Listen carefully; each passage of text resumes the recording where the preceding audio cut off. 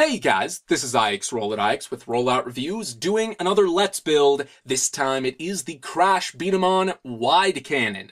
But before I get into unboxing this, to sort of round out the trilogy, I do want to talk once again about the last Crash weapon that I built. Of course, the triple launcher. I've had a bit of time to mess around with this, and long story short, it isn't quite as consistent as I expected it to be.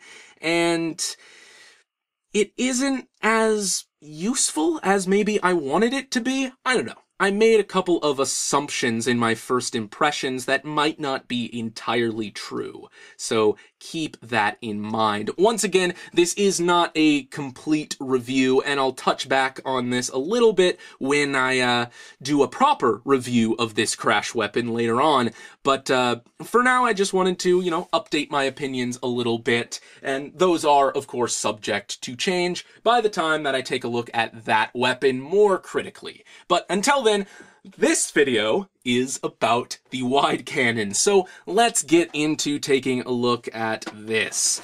I suppose this is technically meant to be paired with Storm Griffin. This is a B-Daman I do not have. This isn't really a B-Daman I plan on getting, to be honest.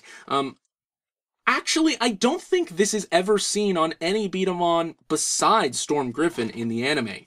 I could be wrong, but I think these are exclusively paired. But I don't really care about that. I got this to go along with my Bal Tauros, on the principle that their colors match. And on that principle alone, really, I don't know if it will complement Bal Tauros's performance at all. I just sort of want the B-Daman to look nice, and I want Bal Tauros to have a different Crash weapon than either Magnum Ifrit or Blitz Garuda. So I went with this one, despite knowing very little about its actual performance. It fires two B-Damas side by side, and I imagine that might be useful for a control-type B-Daman that can't really pull off rapid-fire shots. I don't know. It could be useful in some situations, but I suppose we will find out now, won't we? I probably shouldn't be making any assumptions after I was kind of mistaken after the last two Crash weapons I put together. Again, I made assumptions about their performance that turned out to be less than true in some ways. Not entirely. I mean, the triple launcher isn't terrible. It's just, like I said, maybe a little less useful than I chalked it up to being. Anyway, here we go. We got black and white, which is, well, the colors of Bal Tauros, sans green, of course. So that is very good. This, well, has two drive strips. Those drive strips actually look very, very similar to the ones on the triple launcher. I think this actually might be the exact same sprue, so, yeah, both of these Crash weapons use the exact same sprue for the drive strip. So that's an interesting little fact. They also actually use the same exact hold parts. While it's two of these on a single sprue rather than one on its own sprue, that is exactly the same shape as the one from the triple launcher. So the similarities continue, I suppose. You got one sprue here. Quite a few more pieces, I think, than the triple launcher, so that's good. I do believe this actually has some springs, at least one spring here. There might be two somewhere in there. Of course, I could just open this and find out. So let's do that. You got very minimal stickers, just, is that? I guess that's 4. Well, it says 4 right there, but it's kind of just like 2 decals split up into 4. So there is that. Set that off to the side. And then we have, yep, 2 springs and well, probably an extra spring. I'm only assuming that 2 of them are used because it has, well, 2 barrels. So that makes sense to me. That math adds up, in my opinion. But there you go. And then we have the instructions, of course. So let's take a quick look at those.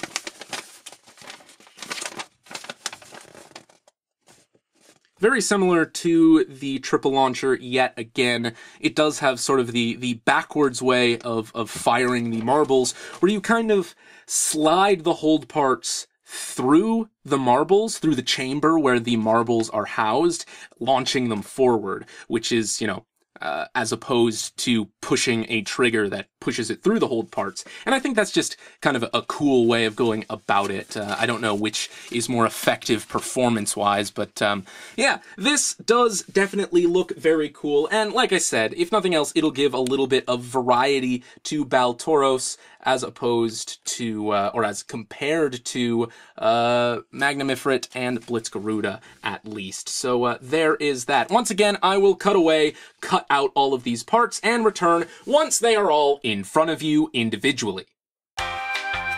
One thing that is probably pretty obvious, but regardless, I completely forgot to mention, is the fact that this does not include any B-Daman. You do not get any ammunition with this, so definitely keep that in mind if this is something you plan on getting for yourself. That said, let's begin assembly, starting with this piece, I believe.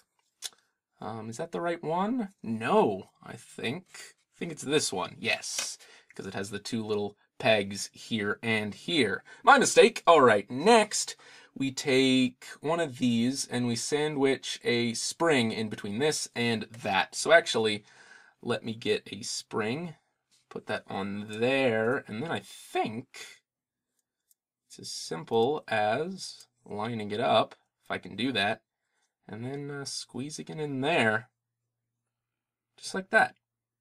So one side done, and then sort of do the same on the other side here. There you go. Okay, next I think I just sandwich this piece on top, like that. Again, it just sort of pegs here and here. So similar to the triple launcher, there isn't a whole lot of connection anywhere in the center here, and that does maybe feel a little bit flimsy from time to time, but I won't make any judgments until the whole thing is put together. So from here, looks like I set this off to the side, and then take the hold parts, which actually are a bit different from the hold parts in the triple launcher. It's basically shaped the same way, where it makes contact with the marble, but it's kind of difficult to see. But this section here is actually a fair bit different in the way it attaches to the launcher here, the cannon rather. So anyway, that said, how do I put this on? I think I attach this and then take one of these here.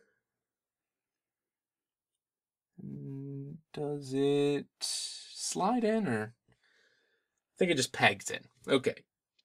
So pegs in like that, and then do the same for the other one.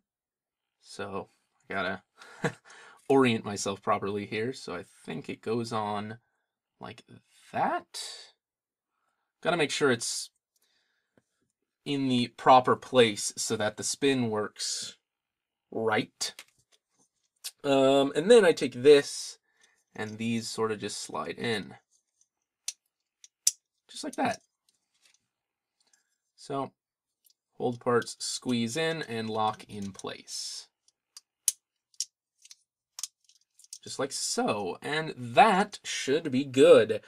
What else? I think this slides on the front here, and then this piece plugs on here.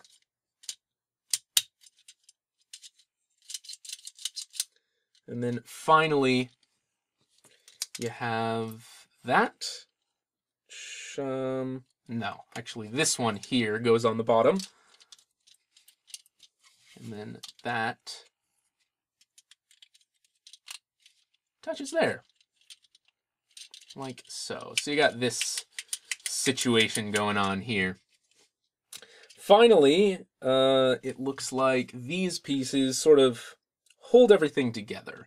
And instead of having kind of a more elegant swapping system like the triple launcher, this, it looks like, If you want to attach it to this side, you attach these sections like so, and then if you want to attach it to the other side, you have to pull these off and swap them. So, yeah, like I said, a little less elegant, but it basically gets the same thing done. And then, to load this, I think you actually just push these in here, like that, yeah. And it pushes the spring back and kind of locks this in place, just like so. So let's attach this to Bal Tauros. Again, I know it's not quite appropriate. It's supposed to be on Storm Griffin, but oh well. It actually looks pretty good. Again, the black and white sort of match the black and white over here. So I am rather satisfied with that. Let's do a quick test shot here. Not very powerful at all. I'm not sure what I expected, but yeah, that was a rather weak shot. Again, I don't want to make too many judgments right now before I go ahead and test it, but there you have the wide cannon. I had a novel idea over the break. I thought to myself, why not? Instead of testing the wide cannon after the fact, and including updated thoughts at the beginning of the next video, I just did some tests before filming the last segment, and added those thoughts to the end of this video. Genius.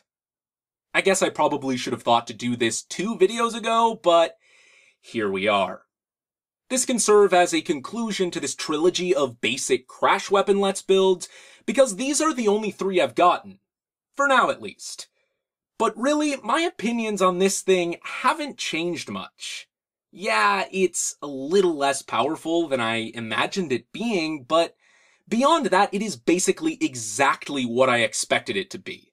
It's not bad, but it's not great either. It definitely has its uses, though, which can actually come in handy for a control type, so hey, maybe my intuition was right, or maybe it's just a coincidence. Either way, I'll have some examples and demonstrations in the full review. When that happens. Eventually. Of course, until then, that is about it, guys, and this is IX RolloutIX, signing off.